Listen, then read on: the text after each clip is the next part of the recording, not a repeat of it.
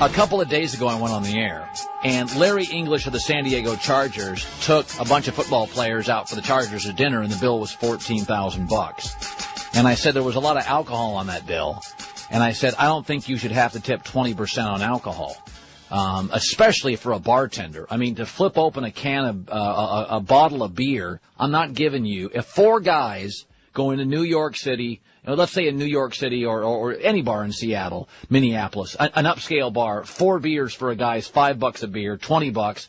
I got to tip $4 on 20 for you opening 4 bottles of Amstel or Amstel Light. It's not happening. I'm not cheap. It's not happening. So I argued that you shouldn't have to tip 20% on alcohol. Alcohol is closer to 10%, or if the service is good, a little more.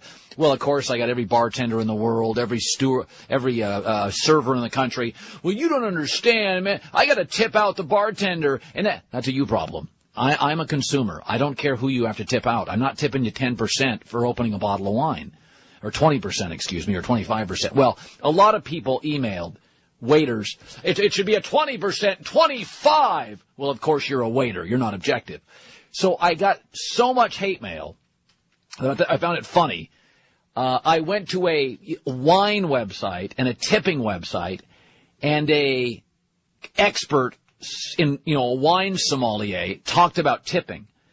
And they said you should tip for wine 12 to 15%, mostly closer to 12 because most wines are not elite wines. If you're getting a really nice bottle and you're getting a great description at a really nice restaurant and it's unbelievable service, 15. Never more than that, ever. 12 to 15, and for most $20 bottles, it's a 12% tip. And all you waiters out there, and I'm a believer in 20% tip for good service or more at a good restaurant. Big difference bringing entrees, going back and forth to the kitchen, bringing sorbet, bringing dessert, bringing entrees, bringing apps, bringing salads, bringing bread, and bringing a bottle of wine, opening it, and leaving. They're not the same. And I don't want to hear about, well, I got to tip out. That's not my problem. It's arrogant to think that anybody that's a customer knows who you have to tip out at the end of the night. Come on. So I was so vindicated, absolutely so vindicated. And by the way, that Charger player Larry English, when you go look at that bill online, there was a 17% banquet gratuity charge, a 3% administrative charge, whatever that is, an event service charge over $1,000. I mean, come on. Where all this, this idea, and think about a bartender. You people who think 20% tip on alcohol, a bartender, a bar turns over several times a night. For like a server, that's why I tip more for like tables. That only turns over in a nice restaurant 2-3 times a night. But at a bar turns over 20 times a night. This isn't Cheers, where it's the same 7 guys every night for 15 years. The average bar in New York City, LA, Minneapolis, Boston, Detroit, San Diego, that thing turns over constantly. I'm not tipping any bartender 20%. You're crazy. And I'm not tipping any server 20% who gives me wine. I felt vindicated. I'll tell you something. Boy, I felt vindicated. Felt fantastic. So there's my number. Call up and yell at me, Vince. Get somebody to come and scream and yell at me. Oh, you're cheap. No, I'm realistic. I'm not cheap. I tipped 20. I went out to dinner last night with Joe Shad, college football guy. And I tipped, my part of the bill was 35. It was 30. Let me see what it was. It was 35. I remember this. 35.42, and I tipped $7.50. 35.42. You want 50 cents? I tipped $7. It was a $35 bill, and I tipped $7. That's 20%. If you go 50 cents, you know you're real trying to pinch pennies there.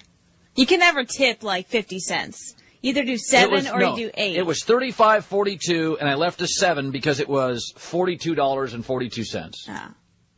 And I think Joe Shad tipped. I looked over just to make sure that he wasn't cheap.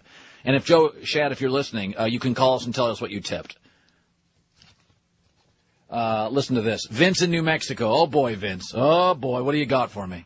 Hey, Colin, I've got a good buddy who plays for the Bears. And anyway, when we go out, it is absolutely unbelievable how tactics change, charging changes, prices change, gratuity expectations change because they know the guy has money. And it's unbelievable. He's more than gracious with all of them. But it is a little bit disconcerting when you think about it. Just love the topic. I'll hang up and listen. Always listen to your show, too. Yeah, why should I tip you more because I make a good living? What does that have to do with it? Well, what does that have to do with it? So now I have to figure out different tips for food and wine. Now I have to take my tax bracket into account that you're guessing I make a lot because I wear a nice tie.